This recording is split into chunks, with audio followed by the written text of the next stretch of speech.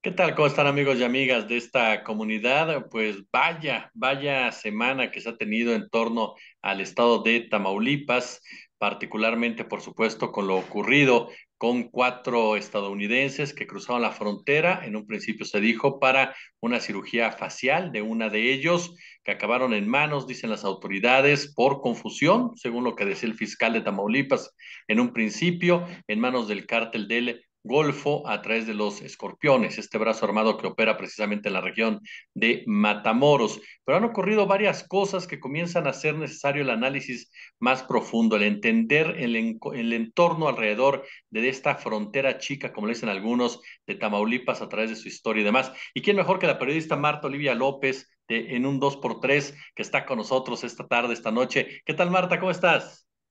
¿Qué tal, Jesús? Pues con mucha información, muchas noticias y muchas dudas también. Oye, pues yo de entrada te preguntaría, se presentan cinco personas o entregan, tú corrígeme el número, un grupo de personas, supuestamente los entrega el Cártel del Noreste, como responsables de esta equivocación que dice el fiscal.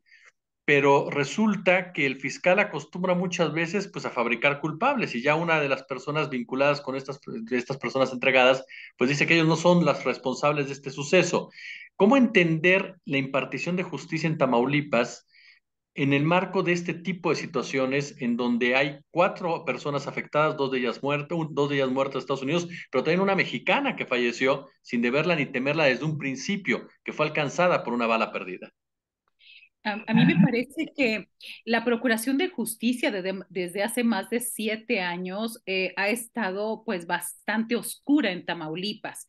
Si consideramos que el antecedente, digamos el antecedente de Irving Barrios Mojica es haber sido parte de este procesamiento, de este proceso de el Michoacanazo, como recordaremos. Hay un par de datos que estamos nosotros estamos analizando ciertos casos donde se ha involucrado a la Fiscalía General de Justicia y donde ha habido más dudas que certezas.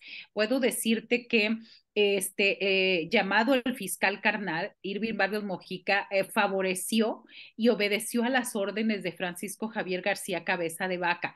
El primero de los casos, él llega el 1 de octubre del 2016 a gobernar, 2016-2022, Cabeza de Vaca, y en el 2019, no me acuerdo si 18, enero de 2018, es asesinado el columnista Carlos Domínguez en Nuevo Laredo. Y, y esto no es ficción. ¿Qué es lo que hace su línea de investigación? Es decir, lo primero que dicen sus investigadores y que él sostiene es, lo mataron los últimos que lo vieron. Entonces se va a una cafetería donde siempre se reúnen periodistas y se lleva a seis. Se lleva a cinco, perdón, y a otra persona. Entonces a la persona la acusa de ser el autor intelectual. Esta persona es el tío del exalcalde del PAN, Carlos Canturrosas. Entonces, todo este proceso, gracias, les digo, los periodistas, gracias a que estaba el tío ahí, pues obviamente el alcalde y la familia se movieron para la defensa. Y casi un año, 8 meses después, uno de ellos falleció por enfermedad dentro de la cárcel. Los demás fueron liberados y absueltos. ¿Por qué? Porque no se sostenía en absoluto ninguna denuncia. Era todo un montaje. Entonces, se ha inferido por ahí, yo no tengo la certeza, de que Irving Barrios Mojica también habría trabajado con García Luna. No me consta y es una versión, hay que subrayarlo en ese sentido. Entonces, pero los montajes que han hecho, es muy extraño, o es otro montaje de los que yo recuerdo, donde no se ha llegado al final de la investigación, es la masacre de Camargo. 2021, 22 de enero del 2021, en este ejido Santanita, que dicen que es más de Díaz Ordaz que de Camargo, pero lo conocemos todo como el caso Camargo. Ahí fueron incinerados 19 personas, de esas 19, 16 guatemaltecos y Lo que nos cuentan uno de los participantes es de que los GOPES iban en caravana enfrente y atrás iban los policías estatales preventivos. Los que no sabían de sí por su alto nivel de adicción, de drogadicción, de alcohol, eran los GOPES. Entonces, ¿por qué? Porque los GOPES podían andar en el grupo operativo especial que creó Cabeza de Vaca, podían andar en donde ellos quisieran. Su director Arturo Félix Rodríguez. Y entonces ellos están bajo los influjos de todo, vieron dos camionetas pasar y entonces las van a perseguir. Y tú dices, no es porque fueran sospechosos, sino porque eso hicieron los GOPES en los tiempos de Cabeza de Vaca, proteger las plazas de los diferentes cárteles. Y entonces en esa zona donde está Camargo, Ciudad Mier, Miguel Alemán, Díaz Ordaz, esa zona es conocida como la frontera chica, esa zona que colinda con los Estados Unidos. Entonces, ellos cuidaban la plaza de esos lugares. La policía era su papel fundamental y creían que alguien se estaba metiendo a esa zona. Y lo que hicieron fue rafaguear a las dos. Una camioneta alcanzó a huir con sus tripulantes que gracias a ellos cruzan hacia los Estados Unidos y por ellos nos enteramos de lo que había pasado. Y ellos preguntaban por sus parientes, sus amigos que venían de viaje. Y entonces, en esa camioneta de atrás, lo que nos cuentan es que ellos remataron a las víctimas, aparece el mando superior inmediato y les dicen, ¿qué hacemos? Pues vamos a quemarlos. No tenían ni idea de dónde estaban. Pero empieza a amanecer, los incineran y empiezan a amanecer y en menos de 800 metros había una casa y había mucha gente que los estaba viendo. Bueno, para concluir en este caso, ¿a quiénes detienen? A los policías estatales preventivos, que ellos venían al final de la caravana y ninguno de ellos disparó. El acuerdo con el exdirector de GOPES fue, te vamos a meter a la cárcel, como lo hacen los cárteles, ¿eh? Te vas a ir a la cárcel, te vas a responsabilizar, vamos a darle un recurso, un dinero a tu familia y te callas. Y entonces, al paso del tiempo, se van a dar cuenta que no había ni pruebas de rodisonato de sodio, que tú disparaste, que no había nada, y para afuera todos, ¿sí? Esto ya han pasado más de 2 años y hay gente inocente de la policía que está adentro, y lo peor, Jesús, es que los golpes están afuera. ¿Qué ha hecho la Fiscalía General de Justicia en el estado con Irving Barrios Mojica? No sabemos, sinceramente. No sabemos porque en ese tiempo empezaron más a perseguir a dirigentes de oposición de Morena.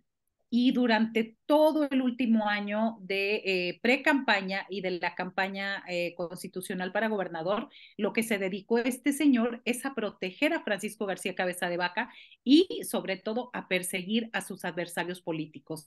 Entonces, hay una gran cantidad, y estoy hablando de diferentes personajes que tuvieron que exiliarse en los Estados Unidos porque les decían, ya vienen por ti. O sea, vivimos un estado mafioso, no se puede decir menos. Por eso, hoy que sale Francisco García Cabeza de Vaca a decir que dejó números en seguridad y que durante su gobierno, mira, una cifra nada más que no la digo yo, la dice el INEGI y el Secretariado Ejecutivo. Durante el sexenio de Cabeza de Vaca aumentaron los feminicidios 1500%. Caray. Los abusos, las policías, en el tercer lugar estaban las policías de Tamaulipas por abusos policíacos. Y así te puedo mencionar muchos otros casos de todo lo que pasó durante su sexenio. Nosotros estamos en este momento preparando pues una evidenciando esta situación de cómo habla de seguridad. Ismael García Cabeza de Vaca se quiere reelegir,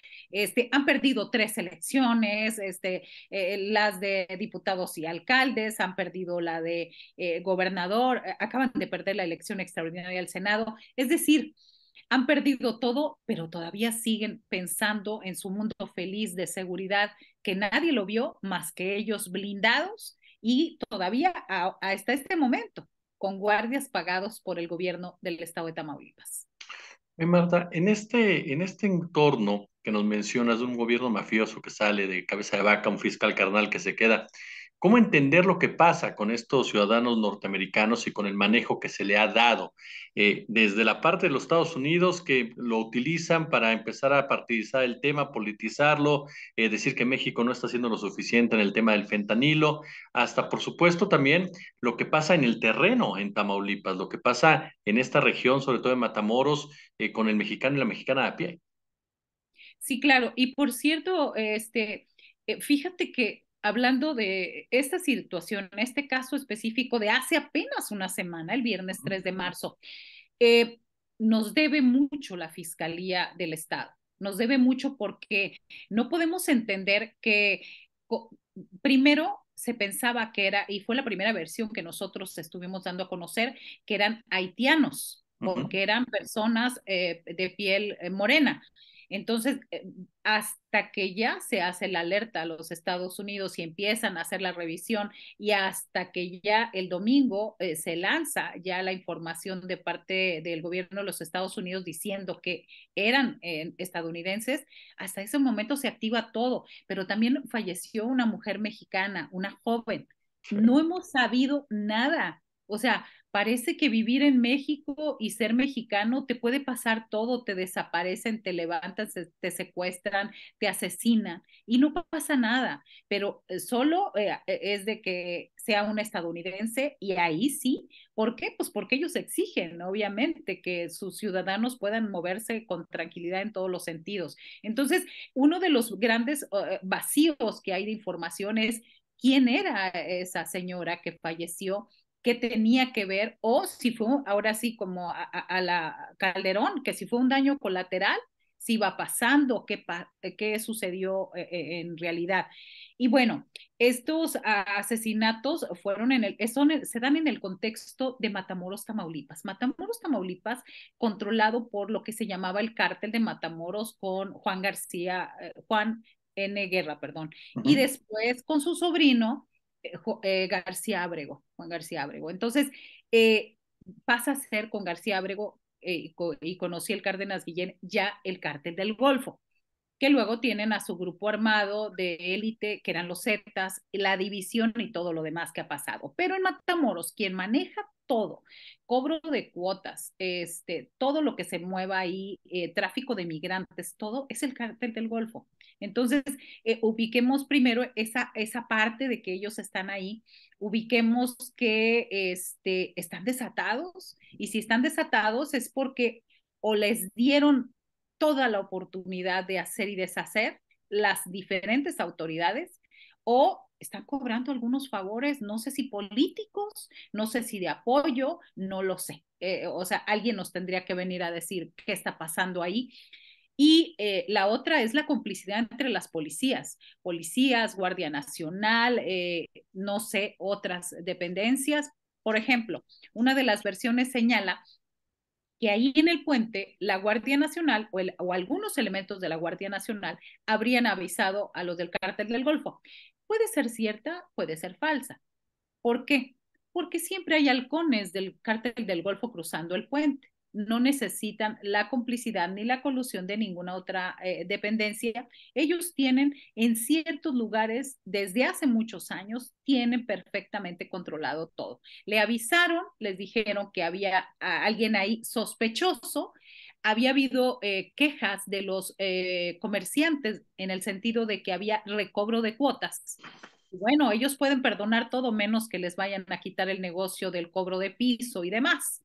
Y entonces, pues lo que pudieron pensar desde un inicio, lo estuvimos comentando nosotros, era de que ellos estaban, algunos, según esta versión, haitianos estaban cobrando cuotas, pues para sobrevivir.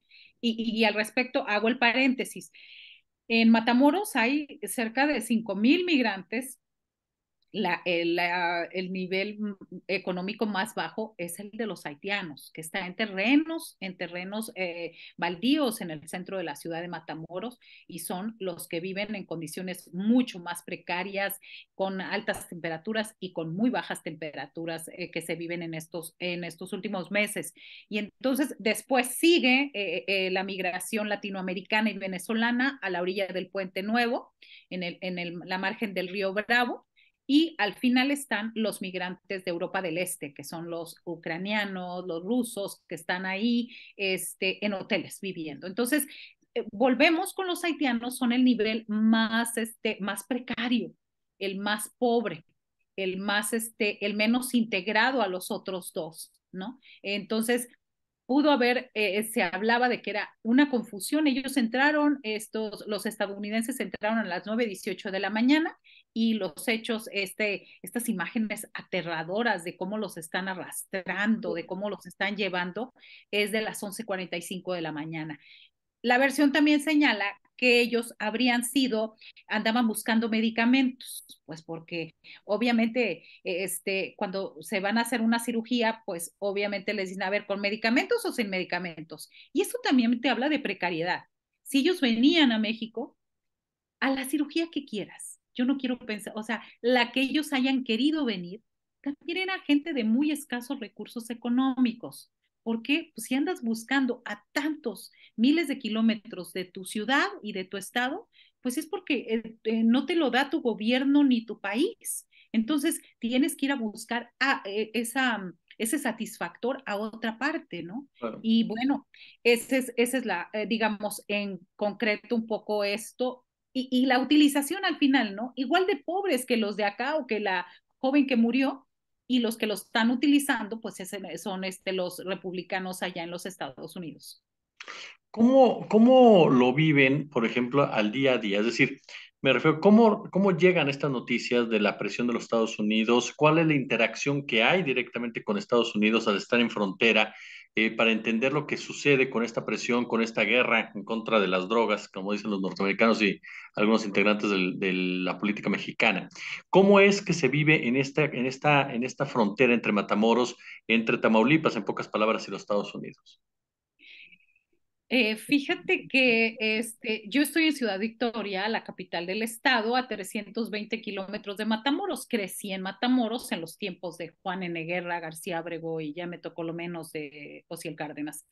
Este, Sin embargo, yo hace poco preguntaba, haciendo unas entrevistas, hace unos 3 años, hacía unas entrevistas a los comerciantes, porque en la frontera hay mucho de estos tianguis, pero más que tianguis se les llaman flea market, ¿no? Las pulgas que hay en la frontera de venta de todo tipo de productos usados, algunos nuevos, sobre todo ropa, muebles, de todo hay. Entonces yo le preguntaba a un señor que vendía carros usados y yo le decía, ¿cómo le hace usted? Porque mi familia, algunos de mis parientes vendía también carros usados hace muchos años. Entonces le decía yo, ¿cómo le hace para venir? Bueno, sé que es un problema siempre llegar a la aduana porque depende quién esté, depende si el moche o algo. Dice, yo no batallo nada ya. Hace tiempo sí batallaba. Hay un gran estacionamiento del lado de Brownsville, Texas, un gran estacionamiento. Yo llego ahí con la maña, la caja de galletas. Yo llego ahí, me cobran $100 por pasar mi automóvil. Entonces yo les doy la dirección. Ellos me llevan a mi casa, o sea, una eficiencia que ya la quisiera cualquier empresa.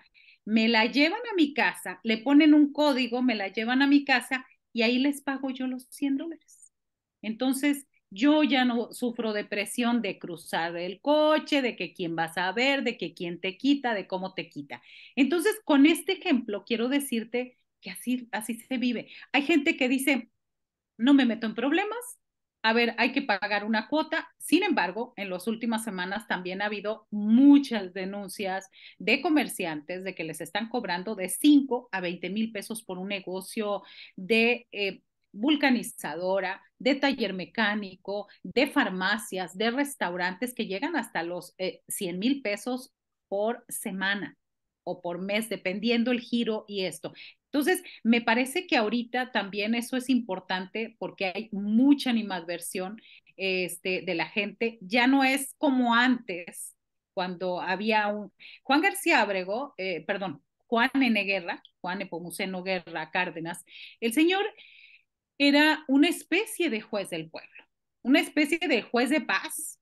Tenías un problema, ibas, oiga, me está quitando mis tierras, a ver, ven, mira, vamos a platicar.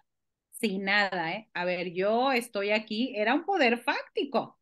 Entonces él hablaba y le decía, mira, te conviene mejor, ¿verdad? Que regreses las tierras porque, mira, nos estamos dando cuenta, le estás causando prejuicio y se arreglaba. El historiador Andrés Cuellar decía, es que era un juez de paz. Claro, lo que hacía el juez de paz después de salir de su chamba, pues era otra cosa, el contrabando, ¿no? Y empieza el narcotráfico, el tráfico de migrantes también. Pero eso era. ¿Qué es lo que sucede en la frontera? A partir de 1998 se da el primer asesinato, allá por el mes de septiembre del 98, se da el primer asesinato de lo que llaman en la frontera un burrero, es decir, alguien que distribuye droga y demás. Eh, Estaba con su esposa y su hijo menor. Y para mí ese tiempo marcó un antes y un después, porque antes nadie se metía con la gente, con la familia. Eran entre ellos y nada más. Y a partir de ese momento, de esa historia, que fue lo recuerdo perfecto, en la colonia obrera de Matamoros, al poniente de la ciudad, empecé y yo me preocupé, dije, algo fuerte va a pasar, porque si ya se están metiendo con la familia, al rato van a estar a la luz del día haciendo todo. Y fue en el 98, ¿no? Y después vino Fox, 2003, que fue la detención de Osiel Cárdenas Guillén, y 2006, que llega Felipe Calderón, y a partir de ahí brincamos hasta esa escena del 3 de marzo de estos jóvenes del crimen organizado arrastrando cuerpos, obligando a esta chica a subirse a la camioneta, Jesús. Mira, Marta, hoy Ken Salazar, ¿no? Dice, hay que acabar con los cárteles en Tamaulipas. Realmente con todo el compendio político que nos describes, con todas las relaciones empresariales que también están involucradas de ambos lados de la frontera con las organizaciones criminales, ¿se puede pensar en esto o simplemente es la clásica declaración del político estadounidense para dar cierta certidumbre de que están haciendo algo ante una situación como la que se vio en estos días? Fíjate que lo comentábamos en el programa del miércoles pasado. ¿Cómo puedes entender que haya una tonelada de metanfetaminas en Manhattan en sobrecitos de no sé, yo no sé de cómo, pero de 10 gramos, 20 gramos, no sé. No sé porque nunca los he visto. ¿Cómo lo explicas? ¿Cómo llegan hasta allá esa cantidad? Entonces, me parece que el gobierno de los Estados Unidos pues tiene que hacer esas declaraciones tan estridentes y es como un show armado, ¿no? Los republicanos queriendo ganar votos y toda esta situación. Por eso se me hizo muy importante esa respuesta que dio el presidente Andrés Manuel López Obrador ayer. O sea, a ver, se tiene que hacer algo aquí, pero tenemos que hacerlo coordinadamente, pero no vamos a aceptar intromisión. Y a México se le respeta. ¿Por qué? Pues no nos sacamos tontos, o sea, simplemente este ejemplo, cómo se distribuye allá la droga. Al final Estados Unidos nos está responsabilizando de que no tiene una política de prevención y de atención de adicciones. Perdón, o sea, con todo, siendo una de las primeras potencias, ¿qué estás haciendo? ¿A quiénes tienes en los puentes? ¿A quiénes tienes en las aduanas? ¿Cómo hay personajes que pueden vivir tranquilamente allá a cambio de ser informantes? Y eso es bien común en la frontera, bien común con los exgobernadores de Tamaulipas. O sea, es bien común con todos los que vivimos entre un lugar y otro, ¿no?